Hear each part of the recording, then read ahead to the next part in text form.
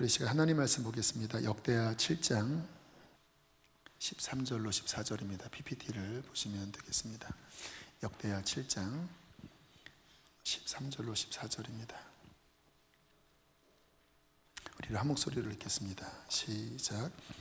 혹 내가 하늘을 닫고 비를 내리지 아니하거나 혹 메뚜기들에게 토산을 먹게 하거나 혹 전염병이 내 백성 가운데에 유행하게 할 때에 내 이름으로 일컫는 내 백성이 그들의 악한 길에서 떠나 스스로 낮추고 기도하여 내 얼굴을 찾으면 내가 하늘에서 듣고 그들의 죄를 사하고 그들의 땅을 고칠지라. 아멘. 오늘은 나라를 향한 말씀과 또 민족을 위한 기도를 하려고 합니다. 성령님께서 어제 밤기도 하는데 이 말씀을 주셔서 성령님이 주신 마음들을 함께 나누려고 합니다. 아시는 것처럼 지금 나라가 매우 어렵습니다. 가장 우려스러운 것이 지금의 이 정권의 이념 자체가 하나님과 반대편에 서 있는 이념들이 너무 많아요. 물론 우리가 믿지 않는 사람들이니까 이런저런 생각들을 갖겠지요. 하나님을 믿지 않으면 당연히 하나님과 다른 생각들을 갖겠지만, 근데 지금 이 정권의 특징은 아주 교회를 싫어하고, 그리고 이 성경에서 말씀하는 그러면 안 된다고 하는 것들을 아주 적극적으로 추진을 하고 있습니다. 동성애에 관한 부분도 그렇고 그 외 여러 부분들이 그런데, 이것은 제가 우파좌파를 이야기하는 게 아니에요. 저는 솔직히 이 강단에서는 그러한 부분에 있어서는 더 위로 가야 된다고 생각해요. 우파에게 문제가 없습니까? 어떤 진영 논리로 저는 들어가고 싶지 않아요. 그래서 제가 강단에서 이런 설교나 언급을 가급적이면 제가 자제했던 이유가, 우파 좌파 진영 논리로 들어가는 것은 제가 알고 있는 성경의 진리 안에서는 치우칠 수 있기 때문에 저 스스로 고민을 하고 그러는 가운데 있었는데요. 그러니까 여러분들, 목사님은 어느 파입니까? 예수파입니다. 어쩔래요? 아무튼 좌파 우파를 저는 넘어서야 된다고 생각을 해요. 손영은 목사님이 우파일까요? 좌파일까요? 예수파입니다. 그 아들을 죽인 공산주의 학생을 양저로 품었어요. 그것은 진영 논리 안에서는 결코 나올 수 없는 행동이에요. 어쨌든 아무튼 지금 이 정권이 갖고 있는 이념 자체가 어떤 팔을 떠나서 너무 하나님과 반대되는 생각들이 많고, 또 이 나라의 안보가 굉장히 중요한데 너무 친북적입니다. 너무 친북적이에요. 그래서 나라의 안보가 정말 위태롭게 느껴지고, 더 어처구니 없는 모습은 동성애 인권을 그렇게 이야기한다고 하면서 탈북자들을 다시 북성으로 보내는, 이것은 경악할 일입니다. 정말 경악할 일이에요. 어떤 모습인지 모르겠지만 잘 보고도 하지 않고, 그리고 탈북해서 내려온 그러한 사람들에 대하여 전혀는 아니겠지만 굉장히 홀대하는 것 같고, 또 역사상 최악이라고 하는 북한의 그러한 포로수용소, 그런 인권에 대해서는 이런 방구 한마디 하지 못하면서 무슨 동성애 인권이 중요하고 사람이 우선이고 하는, 그러니까 이게 앞뒤가 안 맞는 이러한 흐름 가운데 이게 정말 큰일 났다. 이 나라의 상황이, 그러한 분들이 나라의 정책을 결정하려고 하고 또 국제관계 어떤 정책들을 결정을 하는 이러한 상황이, 정말 이 나라가 너무나 큰 위기 가운데 있다라는 생각이 들어서 정말 근심을 많이 하고 있습니다. 자, 이러한 가운데 우리 크리스찬들은 어떻게 해야 될까? 이 상황 가운데 뭐가 성경적인 방법일까? 제가 아까 그 우파나 좌파를 넘어서야 된다고 말씀을 드렸는데, 이 상황 속에서 그리스도인들은 과연 어떠한 관점으로 이 상황들을 바라보면서, 물론 문제가 있는 것은 맞지요. 그런데 그 문제를 바라보는 관점이 성경적이어야 합니다. 하나님 주시는 그 관점을 가져야 하나님 뜻대로 기도하게 되고 하나님의 뜻대로 행동하게 되고, 저는 그래야 이 나라의 미래와 그런 문제들이 풀어줄 수 있다고 믿습니다. 저희 교회의 나라를 위하여 걱정하는 분들이 많이 계셔요. 감사합니다. 그리고 지지합니다. 그런데 과연 그 안에 있는 생각의 중심성이 과연 성경에서 말씀하는, 제가 늘 목회하면서도 중요하게 여기는 게 성경 안에서 갖고 있는 그 톤을 그대로 유지하고 싶은 게 제 마음이거든요. 제가 설교하면서 이런 얘기들을 많이 했을 텐데 얼마나 이해하시는지는 모르겠어요. 그게 도대체 무슨 말입니까? 제가 성경을 열심히 읽다 보니까 성경에서 갖고 있는 그 강조점이 있고 또 성경에서 말씀하는 그 톤이 있는데, 치우치는 게 뭐냐면 여기서 벗어나는 겁니다. 그래서 너무 어떤 부분을 극대화시키면서 성경에서 말하려고 하는 그 톤이 왜곡되면 그러면 문제가 생겨요. 그래서 제가 아무튼 저도 불완전하니까 어떻게 100% 성경대로 할 수 있겠습니까? 그러나 저로서는 할 수 있는 한, 저의 수준과 저의 이해력으로 할 수 있는 한 성경에 집중하면서 하나님께서 말씀하려고 하는 과연 그 가치관은 무엇이고 그 기준은 무엇이고 그 어조가 어떠한지, 거기에 저희 교회 목회를 맞추려고 굉장히 애를 쓰거든요. 그렇게 해서 주신 은총 가운데 하나가 뭐냐면 균형과 건강함이에요. 여러분들은 잘 모르실 거예요. 근데 제가 여러 그러한 부분들을 보면서 저희 교회가 아직 약한 면도 많고 부족한 면도 많지만 균형에 있어서, 건강성에 있어서 그래도 잘 가고 있는 것 같다. 잘 가고 있는 것 같다. 만약에 균형과 건강성에 문제가 생기면 제 안에 빨간불이 들어옵니다. 마치 여러분 바이러스가 들어오면 몸이 으슬으슬하고 이 건강 이 시스템이 뭔가 이렇게 깨지잖아요. 그러면 몸에서 반응이 일어나죠. 콧물이 나고 두통이 일어나고, 그러면 어떻게 됩니까? 판코레이, 옛날에 그런 이렇게 뭔가 반응이 있잖아요. 그러니까 제 안에 감사하게 그게 아무튼 살아있어요. 100%는 아니지만. 그러니까 저희 교회가 균형과 건강성에 있어서 그래도 잘 가고 있는 것 같아요. 완벽하진 않지만. 왜냐하면 성경에서 말씀하는 그 톤대로 가려고 하는 민감함이 있습니다. 자, 그런 측면에서 지금 이 나라에 이 정말 너무나 안타깝고 또 너무나 갈라져 있고, 얼마 전에 있었던 그런 사태, 이쪽에서 또 많은 사람들이 모여서 흔들고 또 저쪽에서, 이거 완전 6.25입니까 지금? 한 나라 안에서 갈라지고 이상한 사람이 법무부 장관 한다고 그러고 지금 이 모든 것들이 막 드러나고 하는 이 상황이 도대체 그거를 어떻게 바라봐야 하는가, 정말 헷갈릴 정도의 이 복잡한 상황 가운데 과연 성경적인 시각으로 어떻게 바라봐야 될 것인가? 우리는 민족을 살리는 그리스도인이잖아요. 믿으십니까? 이 나라가 여기까지 온 것은 저는 우리나라 국민성이 위대한 것보다 하나님의 사람들이 예수 그리스도를 만나고 그리고 성경의 가치관으로 이 나라의 기초를 새롭게 했기 때문에 저는 여기까지 왔다고 믿습니다.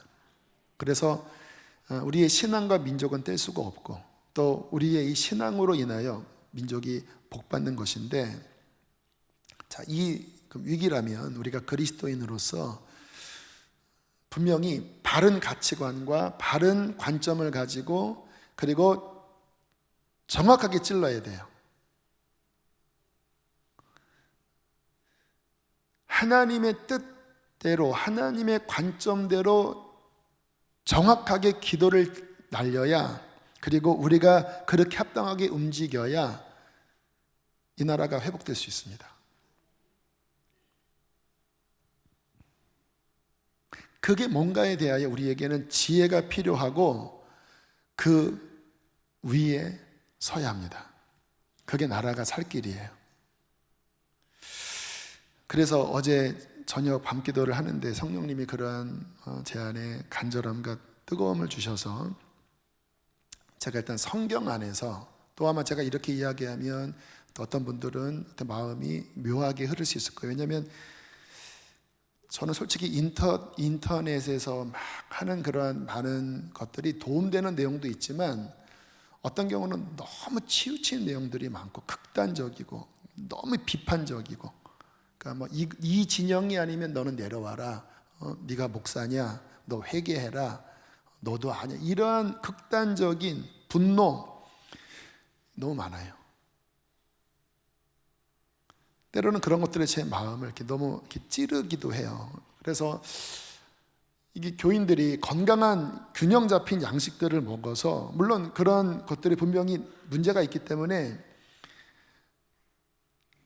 사실이 팩트가 있거든요. 그런데 건강성은 뭐냐면, 따라하겠습니다. 위로부터 와야 한다. 진리로부터 와야 한다. 손양원 목사님의 그 행동은 위로부터 온 거예요. 진리로부터 나온 거예요. 진영 논리에서는 걔는 죽여야 합니다. 결국 그분은 양자로 들어갔다가 너무 양심이 괴로워서 집을 뛰쳐나갔대요. 그리고는 괴로워하다가 암으로 돌아가셨는데, 마지막 유언이 그 아들에게 너 목사 되라. 끝까지 자녀에게 본인의 그 과거를 이야기하지 않았다고 합니다. 평생 마음에 찔림이었고, 결국 그 스트레스 때문인지 모르겠지만 결국 암으로 죽었고, 그 아들이 목사가 되고 나중에야 아버지가 손영환 목사님의 아들을 죽인 그 살인자라는 것을 알고, 나중에 저 애양원이라는 곳에 가서 정말 눈물을 흘리면서 도대체 내 인생이 뭔가, 나는 이 길을 가기 싫었는데 왜 아버지가 나에게 목회의 길을 가라고 했는지 깊이 깨닫고, 그런 아름다운 어떤 화해 같은 일들이 있었는데요. 무슨 말씀이냐면, 그 행동은 진영 논리에서 좌우에서 나오는 게 아니에요. 위로부터 오는 그리스도의 마음 안에서 나오는 거예요. 여러분, 예수님 당시에 열혈 당원들이 있었습니다. 그들은 칼을 차고 다녔고 매국노라고 여기는 사람을 암살했어요. 예수님의 12제자들도 가운데에서도 열혈 당원들이 있었어요. 근데 주님의 마음을 보면 진영 논리가 아니에요. 우리나라 애국이냐 아니면 로마 편이냐, 이 차원과는 다른 차원으로서 민족의 상황들을 풀어나가고, 그렇게 제자들에게 말씀하시면서 굉장한 제자들 안에 실은 혼란이 있었어요. 왜냐하면 본인 생각하면 지금 이 나라를 독립시켜야 되는 상황인데, 메시아인 것 같은데, 기적을 일으킨 거 보니까 메시아인 것 같은데 자꾸 딴소리 하는 것 같잖아요. 예수님은 위로부터 오는 하나님 나라의 그 하트를 가지시고 민족을 바라보셨습니다. 우리 안에 이것이 있어야 합니다. 그래야 좌로나 우로나 치우치지 않아요. 간절하게 부탁을 드립니다. 위로부터 오는 마음을 가지셔야 되고, 진리에서 나오는 그 균형 잡힌 진리 위에서 이 상황들을 바라보고 대처해야 합니다. 그래야 나라가 삽니다. 그거 외에는 답이 없다라니까요. 자, 성경을 그래서 살펴볼게요. 성경을. 자, 성경에 하나님 백성의 나라인 이스라엘의 역사가 쭉 나와요. 그리고 그 이스라엘의 역사 안에는 지금 우리가 겪고 있는 것과 같은 민족의 내우 외환, 바깥의 외적의 침입, 국제 정세의 여러 가지 그 어려움 속에서 나라의 국권의 위기가 막 강탈당할 위기에 처하기도 하고 빼앗기기도 하고, 또 그 내부 안에서 악한 왕이 세워져서 그 민족이 내홍을 걷기도 하고 심지어는 막 갈라지기도 하고 하는 지금 우리가 겪는 것과 같은 그러한 현상들이 성경 안에 그대로 담겨져 있어요. 참 성경이 신기합니다. 수천 년 전에 그 이스라엘 역사인데 지금 상황과 뭐 판박이 같은 내용들이 너무 많아요. 자, 그러한 이스라엘의 역사 속에서 성경은 그 이스라엘 백성의 그 나라의 내우 외환의 문제의 근본을 뭐라고 말씀을 하시는가? 여러분, 우리나라가 130년 전에 복음을 받아들이고 이렇게 선교 한국이 되고 정말 교회가 부흥하는 이러한 나라가 된 것은 초선, 우리나라가 조선이잖아요. 그 조선이 초선과 또 연결이 돼요. 어떤 하나님의 택하심이 이 나라에게 저는 있다라고 믿습니다. 물론 구약시대처럼 이 나라가 뭐 하나님의 그런 선민 이런 개념은 아니지만 분명히 이 나라 이 민족은 근대 역사를 보면 하나님이 아니고는 설명할 수 없는 그 은혜를 통하여 여기까지 왔어요. 하나님이 기억하시는 민족이고 하나님이 은총을 부은 민족이고 하나님이 쓰기를 원하시는 민족이에요. 그래서 이 민족의 상황 때문에 해외의 많은 중보자들이 성령의 감동 속에서 코리아를 위해서 기도해라, 지금 코리아를 위해서 기도해라. 우리나라 근대 역사에 전쟁의 위기가 있을 때마다 또 내란이 있을 때마다 성령의 인도함 따라서 굉장히 많은 중보자들이 한국을 위해서 기도했어요. 그래서 위기에서 벗어나기도 했고 또 한국이 축복을 받아 이렇게 영적으로 귀한 데 쓰임 받았어요. 그러니까 뭐 구약의 이스라엘 개념은 아니지만 분명히 이 나라는 하나님의 데스티니가 담겨져 있는 나라라고 믿어요. 자, 그래서 이 나라를 그러한 시각으로 하나님의 백성의 나라로 바라볼 때, 자, 구약의 이스라엘이 민족을 최초로 이룬 그 시점이 출애굽하고 이제 가나안을 정복한 바로 그때죠. 여호수아 때이죠. 나라를 이루자마자 여호수아가 생존해 있던 그 모세의 그 하나님의 기적을 봤던 그 세대까지는, 그러니까 우리나라로 표현을 하면 그 부흥의 시대 있잖아요. 우리나라 성령의 그 부흥의 시대를 본 그 시대까지는 하나님을 섬겼다가 그 세대가 사라지면서 전혀 다른 세대, 하나님을 알지 못하는 새로운 세대가 일어나면서 사사기 어둠의 시기로 접어듭니다. 그런데 이 고리가 그 여호수아 세대에서 이 사사기로 넘어가는 이 고리가 그냥 단절된 것은 아니었고 이때부터 문제가 실은 있었어요. 성경에 보면 하나님이 하시는 그 말씀대로 나아가지 않는 불순종들이 있으면서 그 뿌리가 사사시대로 연결이 돼요. 사사기 2장을 보면요, 사사기 2장이 이제 그 타락의 그 이제 본격적인 시작인데, 자, 2장 보세요. 천사가 나타나서 이스라엘이 앞으로 어떻게 될지에 대하여 그 원인에 대해서 이렇게 설명을 하십니다. 자, 앞에 보시면서 1절 읽겠습니다. 시작.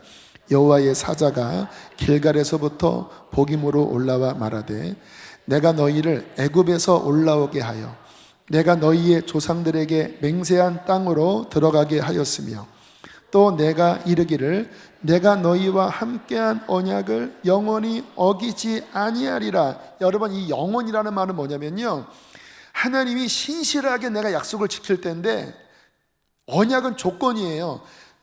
나는 영원히 지킬 결단이 서 있다. 그러나 너희가 이 언약 안에 순종으로 동참할 때 영원한 거다. 이렇게 약속을 했다.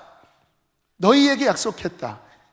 이 나라 이 민족의 수많은 선교사님들이 오면서 이 나라가 그 역사의 어둠 가운데에서 이렇게 하나님의 언약의 민족으로 나왔지요.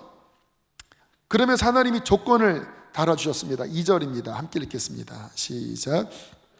이 땅의 주민과 언약을 맺지 말며 그들의 제단들을 헐라하였거늘 너희가 내 목소리를 듣지 아니하였으니 어찌하여 그리하였느냐. 아시죠? 가나안 이 족속들은 다 진멸하고 모든 우상 제단들을 허물어라. 근데 그들이 가나안을 점령해 들어가면서 이것들을 안 한 거예요. 어느 정도는 하고 그러나 어떤 부분들은 안 하기 시작한 거예요. 3절 함께 읽겠습니다. 시작. 그러므로 내가 또 말하기를 내가 그들을 너희 앞에서 쫓아내지 아니하리니 그들이 너희 옆구리에 가시가 될 것이며 그들의 신들이 너희에게 올무가 되리라 하였노라. 결국 사사기 시대에 보면 분명히 하나님이 그 땅을 주셨다고 말씀을 하셨는데 너희를 당할 자가 없다고 말씀을 하셨는데 뒤집어진 거예요. 그 땅에 있는 백성들이 더 힘을 발휘하면서 이스라엘을 압제해요. 미디안이 압제하고 블레셋이 압제를 하고. 분명히 하나님께서 권위를 주신 건데 이 권위가 발휘되는 게 아니라 그 땅에 가시 같은, 옆구리를 찌르는 가시 같은 그러한 악한 대적들이 힘을 발휘하면서 하나님의 백성들의 옆구리를 찌르기 시작했다라는 거예요. 싸워서 이기려고 하는데 이길 힘이 없는 거예요. 여호수아 시대에는 권능이 있어서 앞으로 나가면 다 밀어붙였거든요. 그런데 더 이상 밀어붙일 수가 없고 오히려 사방에 우겨싸움을 당하여 그들이 옴짝달싹 할 수 없는 어처구니 없는 이 상황이 발생됐어요. 왜 그랬죠? 그때 기드온이 했던 말이 뭐냐면 도대체 하나님이 어디 계십니까? 애굽에서 건져낸 그 하나님이 어디 계십니까? 하나님의 능력이 없는 것 같은 거예요. 여러분, 이 상황에서 하나님 적들을 물리쳐 주시고 하나님 문제를 해결해 주십시오. 이게 문제 해결의 솔루션이 안 된다라니까요. 원인이 그들 안에 있는 하나님과의 언약, 하나님과의 관계 안에서 생긴 문제로 인하여 하나님이 적들을 강하게 만들어 버리신 거예요. 더 이상 감당할 수 없게끔 그 안타까운 상황을 허락하셨다라니까요.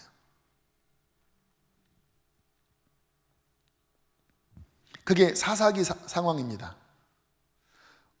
하나님이 정복하라고 주신 하나님의 승리의 어음이 있는데 더 이상 그 땅 가운데서 이 어음이 실효가 없어요. 그리고 적들은 강성해져서 틈만 나면 와서 가진 곡식을 빼앗고 그리고 막 잡아가고 그러한 상황이 그들에게 있을 때 그 뿌리가 무엇인지에 대해 우리는 말씀을 통해서 볼 수가 있어요. 자, 두 번째입니다. 자, 그렇게 이제 시간이 흐르면서 다윗 왕이 등극을 했고 사울 다윗 왕 등극을 했고 솔로몬까지 잘 통일왕국으로 가다가 솔로몬 사후에 나라가 두동강이가 나버립니다. 자, 그 상황을 한번 말씀을 볼까요? 열왕기상 11장 9절로 11절입니다. 함께 읽겠습니다. 시작. 이스라엘의 하나님 여호와를 떠남으로 여호와께서 그에게 진노하시니라. 여호와께서 일찍이 두 번이나 그에게 나타나시고 10절 이 일에 대하여 명령하사 다른 신을 따르지 말라 하셨으나 그가 여호와의 명령을 지키지 않았으므로 여호와께서 솔로몬에게 말씀하시되 내게 이러한 일이 있었고 또 내가 내 언약과 내가 내게 명령한 법도를 지키지 아니하였으니 내가 반드시 이 나라를 내게서 빼앗아 내 신하에게 주리라. 잘 아시는 내용일 거예요. 솔로몬이 중후반까지는 잘 가다가 결국은 이분도 우상 숭배하는 죄에 가담함으로 말미암아 하나님이 하신 말씀이 내가 나라를 찢겠다. 여러분, 성경을 보면요, 지도자의 죄의 대가는 큽니다. 주님의 통치 원리가 있어요. 여러분, 아담의 한 사람의 범죄가 왜 온 인류에게 영향을 미치죠? 억울하지 않나요?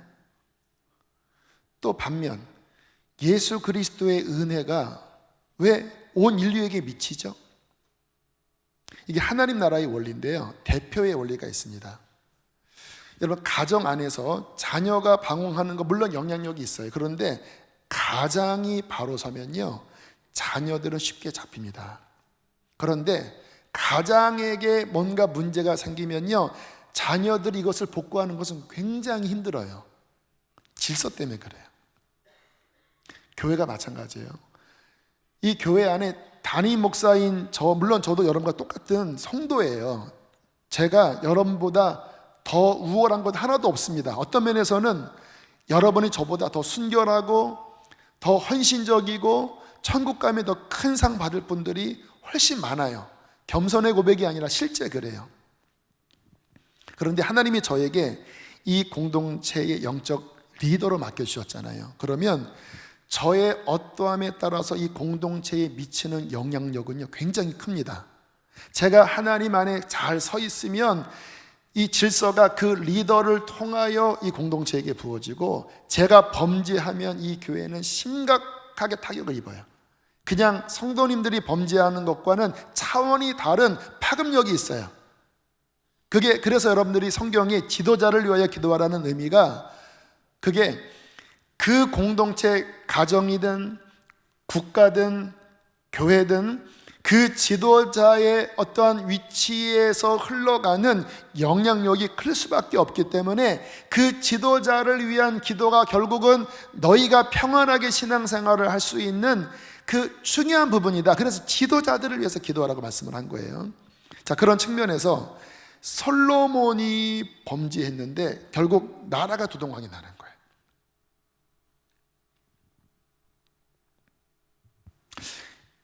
이 나라에 지금 이 상황의 문제의 뿌리가 뭔지를 우리는 잡으셔야 됩니다. 사람 몸 치료할 때 원인을 발견해야 치료가 되는 거잖아요. 그냥 겉으로 나타나는 것만 자꾸 이렇게 해결하면 그게 다시 도져요. 뿌리를 만져야 돼요.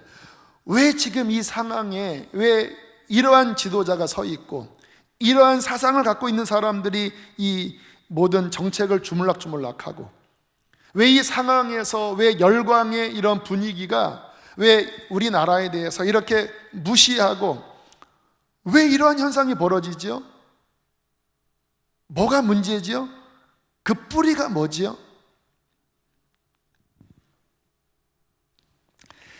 자, 솔로몬의 범죄로 말미암아 결국 나라가 갈라졌고요. 북왕국은 여로보암, 남왕국은 르호보암으로 이렇게 갔는데, 이것도 보시면요, 참 우리가 참 하나님의 뜻을 이해하는 것, 또 인간의 그 죄악상에 대한 이러한 이 이해는 참 쉽지가 않아요. 북왕국 여로보암을 하나님이 세웠거든요. 주께서 말씀하셨어요. 내가 솔로몬의 범죄 때문에 내가 이 나라를 쪼개기로 결정을 했고 10지파를 너에게 주어 네가 이 이스라엘의 지도자가 되게 하겠다. 그러면서 말씀하십니다. 네가 나의 법도를 따르고 다윗같이만 하면 너의 왕위는 영원할 것이다. 하나님이 세웠는데요, 여로보암이 금송아지를 만들어서 그 금송아지로 말미암아 이스라엘을 나중에 패망시킬 죄를 끄집어 옵니다. 하나님이 세운 왕인데 너무 안타깝지요? 남왕국 유다 르호보암이 왕이 되고, 그래도 하나님이 다윗에게 주었던 은총 때문에 이 나라 안에서도 여러 가지 또 악한 왕들도 일어나고 또 여러 가지 어려움이 있었지만, 그래도 감사한 것은 주님께서 이 다윗을 통하여 메시아를 탄생시키실 그분의 계획이 있었기 때문에 그래도 이 남왕국 유다는 어려움 가운데에서 어떤 면에서는 정통성을 지키는 듯 했긴 했어요. 그러나 아무튼 이 안에서도 많은 징계가 있었고 막 깨어짐이 있었고요. 북왕국은 더 난리가 아니죠. 200 몇십 년간 나라가 진행되는 가운데 이 왕조가 들어섰다가 여로보암 완전히 똥 치우듯이 완전히 그냥 쓸어버리고, 또 그 다음 왕조가 세워졌는데 역시 죄악을 범하자 또 쓸어버리고, 아주 정말 사분오열로 갈라지는 그런 상황이 됐는데요. 북왕국이나 남왕국이나, 그게 이제 북왕국 남왕국 역사 가운데 하나님이 선지자들을 통해서 북왕국은 엘리야, 엘리사, 또 누굽니까, 호세야, 이러한 선지자를 통해서 그 당시에 그 백성들의 그 여러 가지 그 징계와 그 고난 중에, 또는 하나님의 심판 가운데 말씀하시는 내용들, 남왕국 유다는 그 상황 가운데 요엘이라든가, 또 히스기야 시대의 이사야라든가, 그리고 멸망할 때 예레미야라든가 에스겔이라든가, 이러한 하나님의 선지자들을 통하여 북왕국과 남왕국 안에 일어나는 그 복잡한, 아까 이야기했던 그 정말 악한 지도자가 세워지고, 또 열강들이 하나님의 나라를 쳐들어와서 수탈해가고, 또 기근이 들고 백성들이 사분오열 갈라져서 막 싸우는 그러한 그 여러 가지 문제 속에서 하나님께서 그 선지자들을 통해서 하시는 그 예언, 심판에 대한 예언, 회복에 대한 예언들이 그 선지서에 계속해서 나와요. 근데 뿌리는 뭐냐면요, 너희가 이방 나라의 압제를 당하고, 또 너 왕이 하나님의 심판 아래에서 소멸되고, 이 모든 것은 나의 백성이 나의 법에서 떠나 나와의 관계에서 틀어진 것으로 인하여 악한 왕들이 잘 들으세요, 악한 왕들이 세워지기도 하고 외세가 강해지기도 하고, 그 나라에 기근이 일어나 경제적인 난들이 일어났다라고 하는 게 한결같은 성경의 말씀이에요. 국제 정세가 문제가 아니고, 물론 지도자가 문제죠. 그런데 더 뿌리는 뭐냐면, 그의 백성이, 그 땅을 지켜야 할 거룩한 지도자들이 하나님의 법에서 벗어나, 하나님의 진리에서 벗어나 하나님 눈앞에 범죄한 것이 원인이 돼요. 악한 지도자가 세워지고 외세가 강해지고 기근이 들어온다라는 거예요.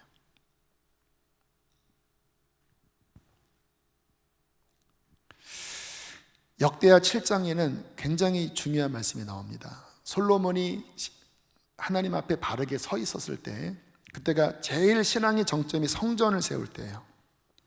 그때까지는 아주 좋았습니다. 물론 애굽 그 바로 왕의 딸을 결혼으로 한 것은 문제의 뿌리였지만 그래도 지켰어요. 성전을 다 짓고 하나님 앞에 솔로몬이 기도합니다. 주님, 이 성전이 기도의 전이 되어지게 하여 주시고, 이 백성이 혹시 하나님 앞에 범죄하여 그러한 재앙이 내릴 때에 하나님, 이곳에 와서 기도한다면 주님 하늘에서 들으시고 이 백성의 죄악을 용서해 주십시오.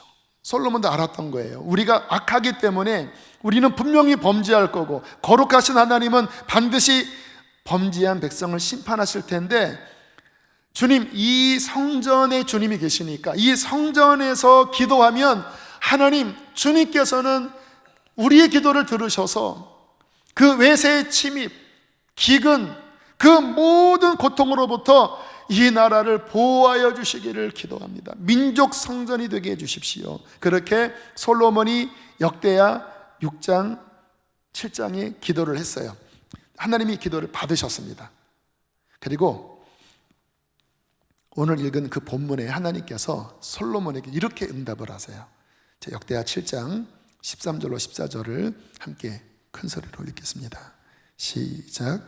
혹 내가 하늘을 닫고 비를 내리지 아니하거나, 혹 메뚜기들에게 토산을 먹게 하거나, 혹 전염병이 내 백성 가운데 유행하게 할 때에 내 이름으로 일컫는 내 백성이 그들의 악한 길에서 떠나 스스로 낮추고 기도하여 내 얼굴을 찾으면 내가 하늘에서 듣고 그들의 죄를 사하고 그들의 땅을 고칠지라. 성령님이 하시는 음성을 들으십시오. 간절하게 부탁을 드립니다. 성령님의 음성을 들으십시오. 실은 그 위에 전쟁에 대한 이야기, 또 그 나라의 재앙에 대한 이야기가 그 윗절 12절 11절 이렇게 쭉 나와요. 그런 재앙이 내릴 때에 어떻게 회복되는지 아느냐? 내 이름으로 일컫는 내 백성이 키예요.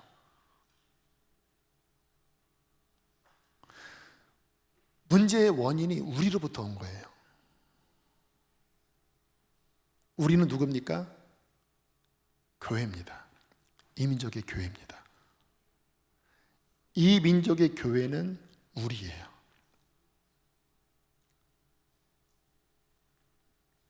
제가 지난 금요일날 말씀을 드렸습니다. 중보는 내가 그 사람이 되는 거라고, 그 위치에 내가 서는 거라고. 주님께서 이 땅의 죄악을 담당하실 때 이렇게 하지 않았어요. 너 이 싸가지 없는 거사, 아이고 이 하나님 말씀도 듣지 않는, 아유 하나님 제 보세요, 저는 의롭습니다, 이렇게 하지 않았어요. 어떻게 했는지 아세요? 네 죄가 내 죄다, 내 죄다라고 하셨어요.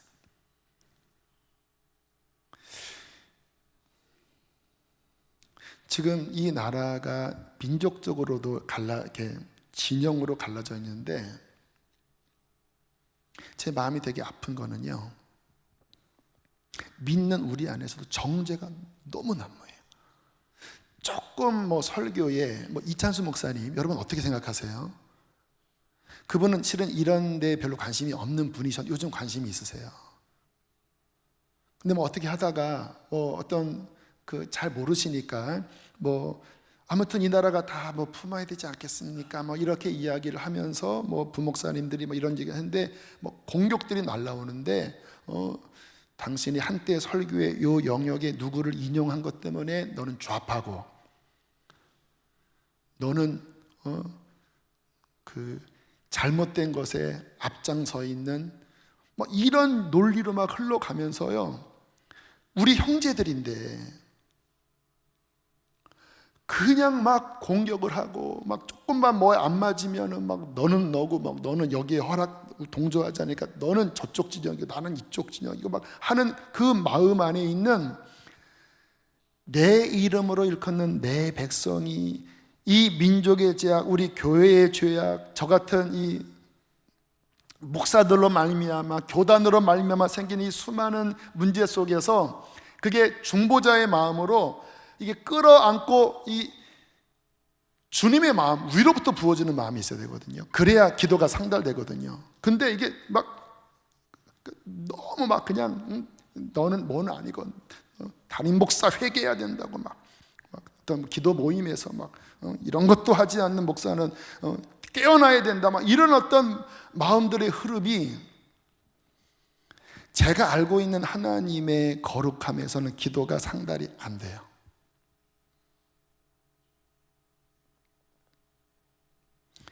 하나님의 마음이 있어져야 합니다.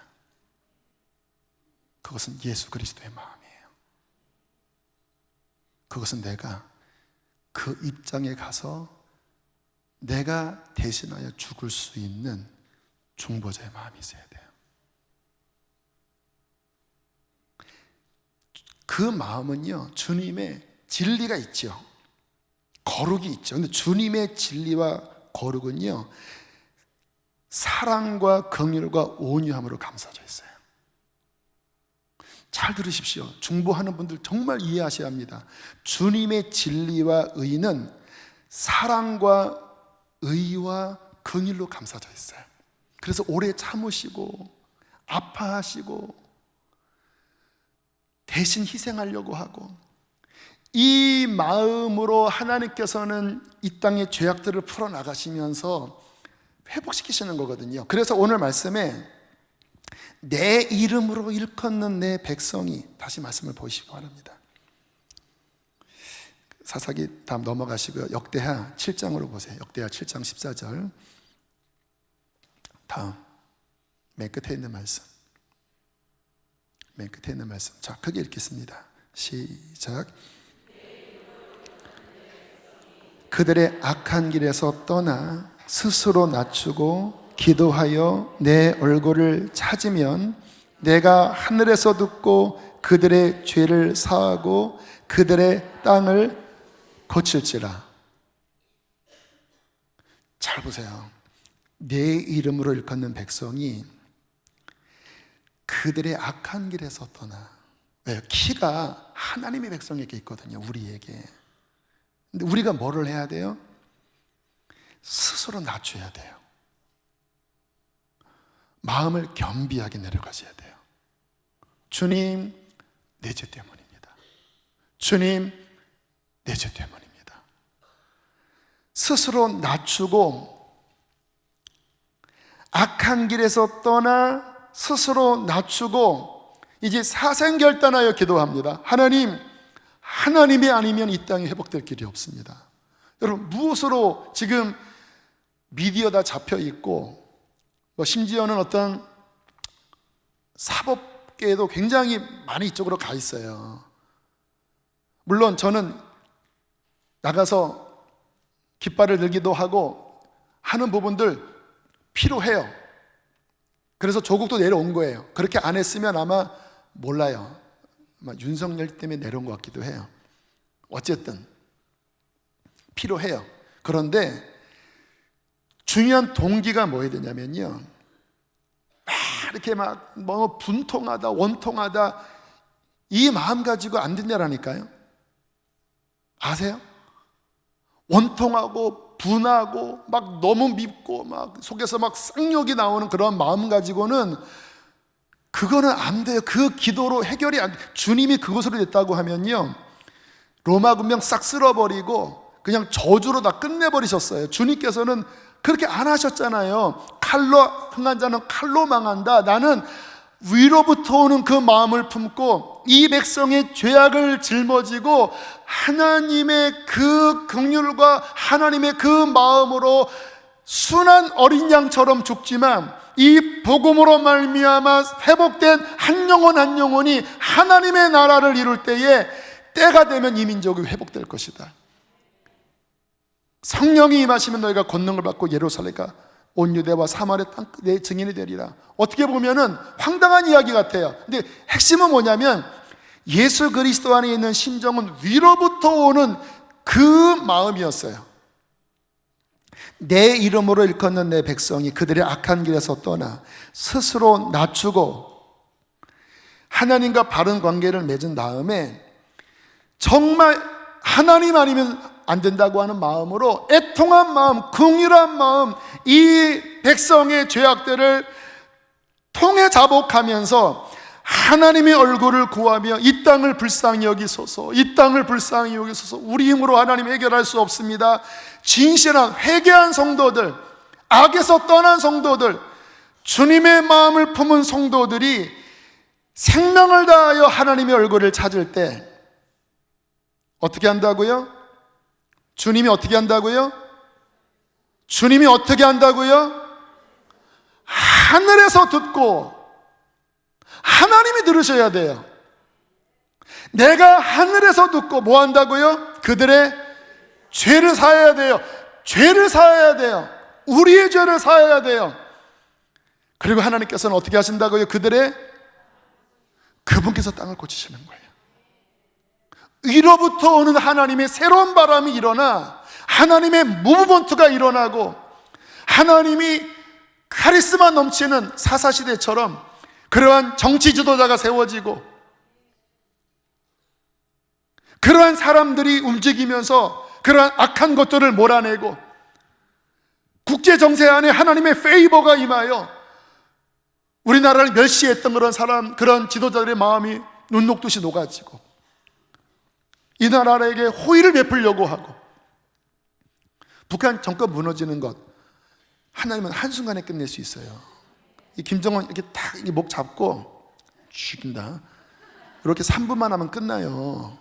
근데 왜 핵이 더 늘어나고 왜 저렇게 기세 등등하고 더 그 위가 견고해지지요? 하나님이 무능력한 것입니까? 하나님이 키우신다라니까. 왜? 우리 옆구리를 찌르고 우리의 교만함을 회개시키시고 우리 안에 있는 그 하나님 앞에서 그 백성들의 죄악을 깨닫게 하기 위하여 우리의 옆구리를 찌르는 이런 환경들이 점점 득세하는데 우리 자신을 돌아보지 않고 하나님과의 관계 안에서 진정한 중보자가 아니라 분노만 가득, 물론 필요합니다. 저도 화가 많이 나요. 너무 어찌할 바를 모르겠어요. 그런데 저는 이런 거친 마음 가지고는 해결이 안 되는 걸 알아요. 하나님으로부터는 바로 그 진리, 그 균형, 위로부터 오는 온유함, 하나님의 눈물, 거룩함, 그것이 부어진 하나님의 백성이 한 명이 서고 두 명이 서고 5명이 서서 진짜 사생결단하여 기도하면 이 나라 바뀝니다. 하나님의 능력이 없는 게 아니에요. 북한 무너집니다. 북한의 성도들 건져주세요. 근데 왜 하나님이 무능력한 겁니까? 왜 지금 나라가 이렇게 됐지요? 우리 문제예요, 우리 문제. 왜 여기는 안 보고 왜 이렇게 분노만 가득하고 왜 이렇게 갈라지는 형태, 우리 안에서도 그렇게 정죄가 난무하고 왜 이래요? 왜? 우리가 정신 차려야 된다. 목사인 저 정신 차려야 되고 모든 사람 회개할 수 없죠. 우리가 회개해야 된다. 우리가 회개됩니다. 내 이름을 걷는 내 백성이 그들의 악한 길에서 떠나 스스로 낮추고 기도하여 내 얼굴을 찾으면 내가 하늘에서 듣고 그들의 죄를 사하고 그들의 땅을 고칠지라. 오래전에 본 영상인데요, 지난번에 왔던 그 우간다 리치몬드 완데라 그분 친구가 물린디 목사님, 그분 이렇게 친구라고 그러셨죠. 그 우간다에서 그런 독재자가 나서 완전히 막 이 나라를 무슬림화 시키고 그리고 동성애가 창궐하는 그 위기의 순간에 우간다 안에 있었던 그 기도, 이게 있어야 돼요. 영상 잠깐 보겠습니다. 한 노인이 목회자들에게 그의 지팡이를 휘두르며 당신네들이 떠들어대는 하나님, 능력의 하나님, 기도를 응답하시는 하나님은 어디 있냐고 물었죠. 우간다를 하나님이 미워하시는 것 같았습니다. From the depths of the grave I called for help, and you listened to my cry. I said, I have been banished from your sight, yet I will look again toward your holy temple. When my life was ebbing away, I remembered you, Lord, and my prayer rose to you. 밤이건 낮이건 사람들이 기도하기 시작했습니다. 많이 울고 많이 기다렸죠. 때로는 늪에 들어가 갈대숲에 숨어 물속에서 기도하기도 했었죠. 하루 내내 거기 있다가 밤에나 나오곤 했습니다. 그리고 나서도 또 모여 기도하고 그랬습니다. 진실로 깊이 우러나오는 기도였습니다. I am the man who has seen affliction. My eyes will flow unceasingly without relief until the Lord looks down from heaven and sees. 저는 하나님이 기도를 응답할 때까지 그의 얼굴을 구하기로 작정했습니다. Yet this I call to mind, and therefore I have hope. Because of the Lord's great love, we are not consumed, for his compassions never fail. They are new every morning. 사람들이 부르짖을 때 주님의 임재하심이 있었습니다. 실제로 우리 눈에 짙은 안개와 같은 구름처럼 나타나서 사람들 위에 머물렀죠. 모임에 가면 무엇인가 몸 안으로 적셔진 것을 느꼈습니다. 아주 굉장했어요.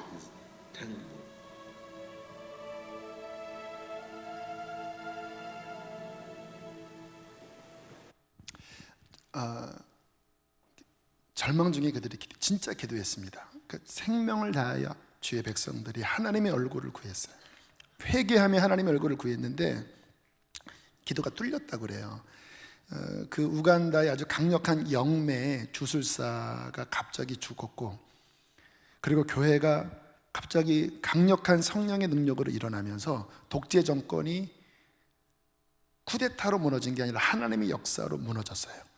그리고는 그 땅에 강력한 회개운동, 부흥운동이 일어나면서 거룩한 지도자들이 그렇게 회개해서 속이 바뀌어진 born again, 구원받은 사람들이 정계에 나가고 그들이 관료가 되고 그들이 하나님의 도덕성으로 그 땅의 잘못된 법들과 싸우고 부정부패와 싸웠는데, 회개하고 하나님 앞에 죄악을 버린 진정한 거듭난 사람들이 그렇게 기도하면서 움직이니까 이 나라의 근간이 정결하게 되면서, 그리고 신기한 게 에이즈가 가장 창궐한, 지금 우리나라처럼 전 세계 우리나라 에이즈 가장 급속도로 증가하는 진짜 재앙 가운데 있거든요.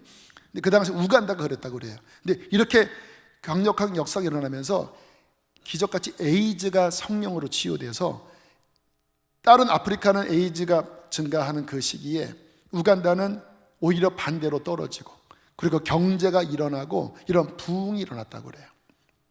무엇이지요?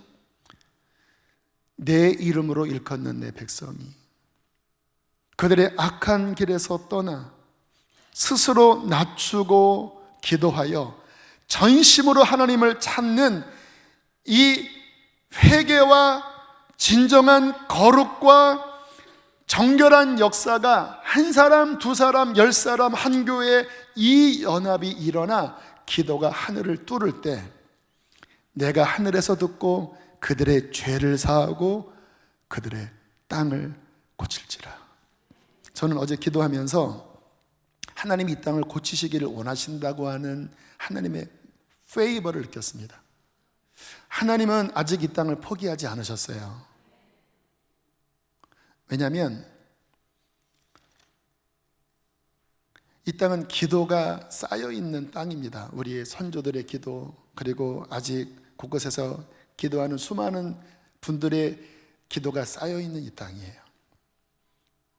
그리고 여전히 이 땅 가운데서는 깨어있는 하나님의 사람, 하나님의 교회들이 있어요. 크기와 상관없이 교인 30명일지라도 정말 하나님의 순결한 양들이 이 땅 가운데 있습니다.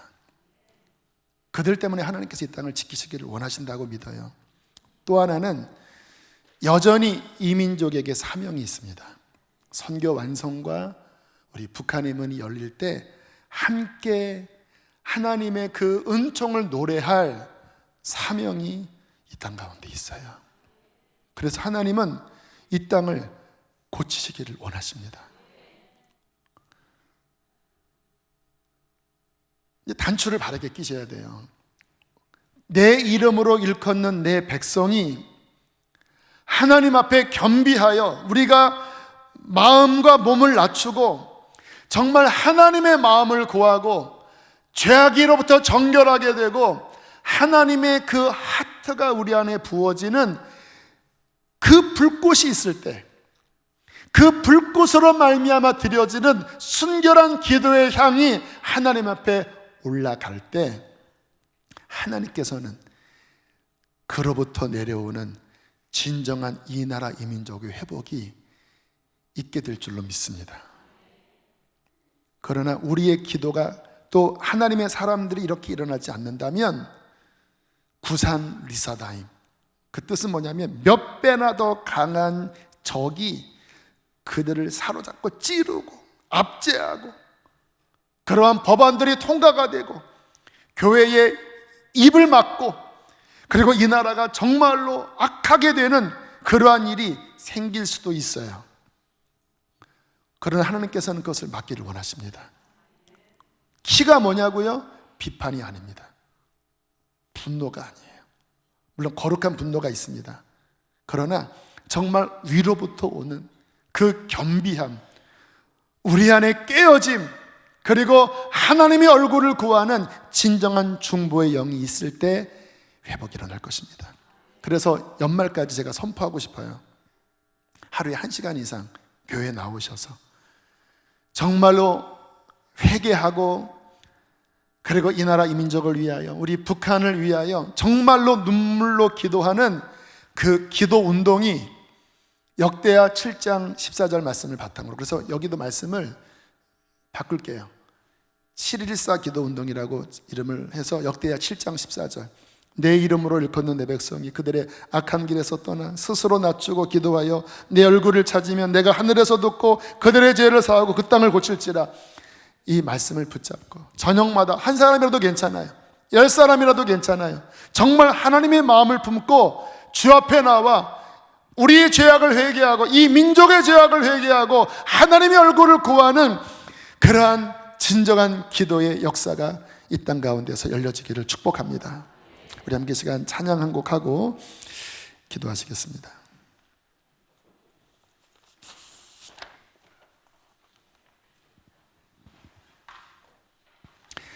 기도 어느 정도 하면 BGM으로 바꿔줘. 오늘은 여러 가지 기도 제목은 안 하고 방석들이 있으니까요, 뭐 자리에서 하셔도 좋겠고요. 정말 나라를 위해서 우리 마음을 낮춰 애통하게 기도의 제물이 되길 원하시는 분들은 강단 위아래에서 하나님 앞에 무릎 꿇고 기도하셔도 좋겠습니다. 찬양합니다. 나의 백성이 다 경비하여 내게 기도하며 나의 얼굴을 다 구하여서 그 악한 길 떠나며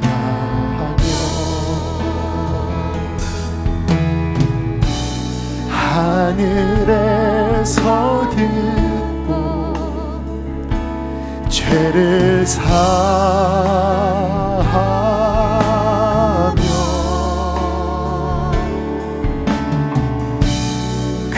그들의 땅이 고치리라.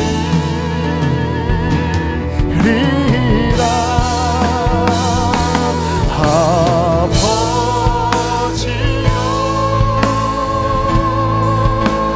고쳐주소서.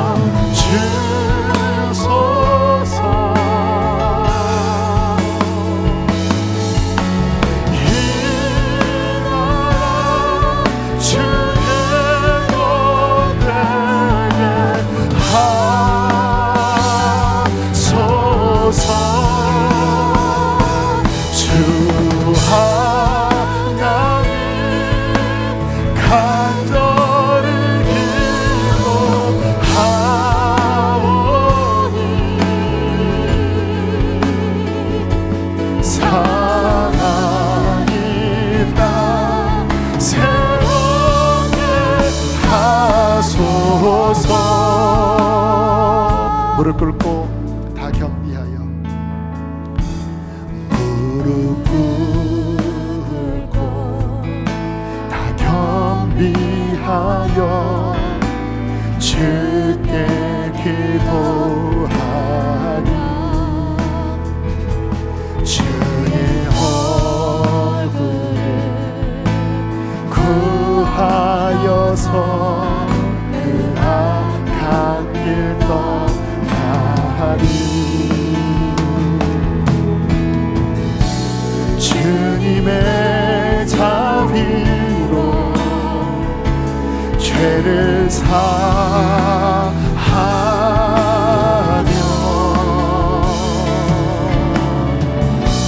주님의 자비, 우리 두 손 높이 들고 임하소서.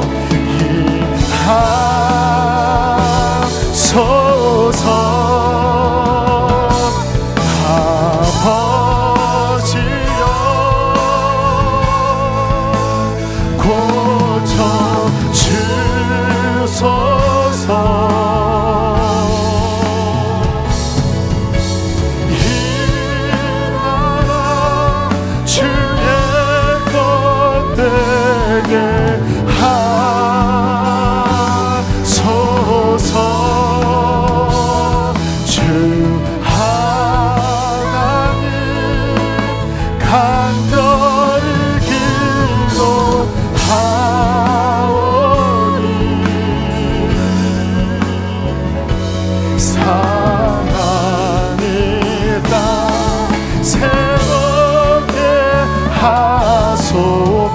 하나님께서 우리에게 귀를 기울여 계시고 믿습니다.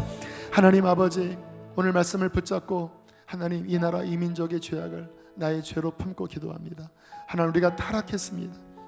우리의 마음이 하나님을 멀리 떠났습니다. 하나님, 우리의 지도자들이 범죄했습니다. 하나님, 우리가 우상을 섬겼습니다. 우리 안에 있는 그 죄악들을 뽑아내게 하여 주시옵소서. 우리가 주님 앞에 다시 한번 정결한 그리스도의 신부로 아버지 서게 하여 주시고, 정말 민족을 위하여 기도하는 아버지의 마음을 가진 중보자로 서게 하여 주시옵소서. 우리 주여 크게 두 번 부르시고, 우리 기도하실 때에 우리 앞에 나와서 기도하실 분들은 방석을 들고 하나님 앞에 기도의 제물 되도록, 또 연말까지 하루에 1시간 이상 7일사 기도를 하나님 앞에 드리시면서 우리 결단하시면서 하나님 앞에 기도하시겠습니다. 주여 두 번 부르시겠습니다. 주여